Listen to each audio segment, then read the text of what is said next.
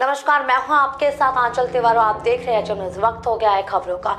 केंद्रीय मंत्रिमंडल ने संकटग्रस्त लक्ष्मी विलास बैंक के डीबीएस बैंक इंडिया लिमिटेड डीबीआईएल में विलय के प्रस्ताव पर मुहर लगा दी है। आज बुधवार को हुई कैबिनेट की बैठक में इसके साथ ही एटीसी में एफडीआई को भी मंजूरी दी गई है। National investment and infrastructure fund में 6,000 करोड़ रुपए के निवेश को भी मंजूरी दी गई है। केंद्रीय मंत्री प्रकाश जावड़ेकर ने एक प्रेस कॉन्फ्रेंस में कैबिनेट के फैसलों की जानकारी दी है। गौरतलब है कि रिजर्व बैंक ने लक्ष्मी विलास बैंक के डीबीएस बैंक में विलय के आदेश दिए थे।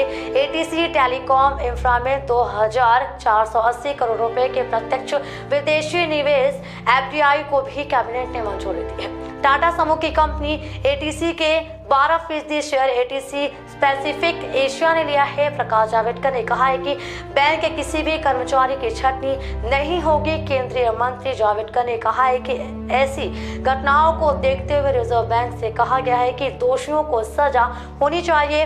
इसके अलावा रिजर्व बैंक से यह भी कहा गया है कि वह ऐसी घटनाएं फिर न होने देने के लिए बड़ी निगरानी रखे।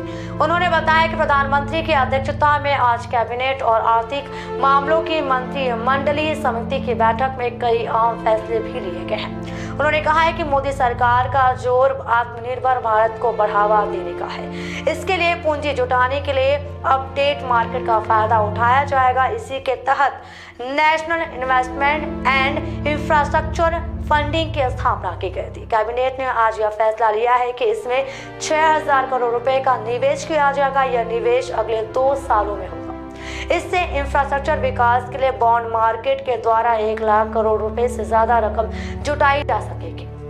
भारतीय रिजर्व बैंक ने 17 नवंबर को दक्षिण भारत केंद्रित लक्ष्मी विलास बैंक को 1 महीने के मोरेटोरियम पर डाल दिया था। आरबीआई ने बैंक को आदेश दिया था कि अगले 1 महीने तक बैंक से कोई भी ग्राहक 25,000 से ज्यादा रुपए नहीं निकाल पाएगा। आरबीआई के इस फैसले का असर बैंक के शेयर पर दिख रहा है। आपात स्थिति में बैंक से 5 लाख रुपए निकाले जा सकते हैं।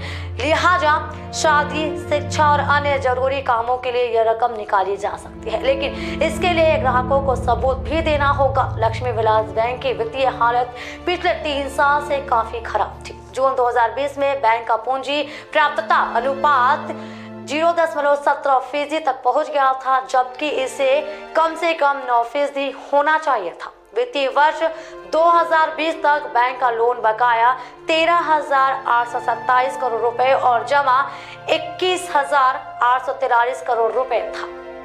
तो ये थी हमारी आज की खास खबर। इसी तरह की देश और दुनिया की खास खबरों के लिए बने रहिए जर्नलिस्ट के साथ। तब तक के लिए नमस्कार।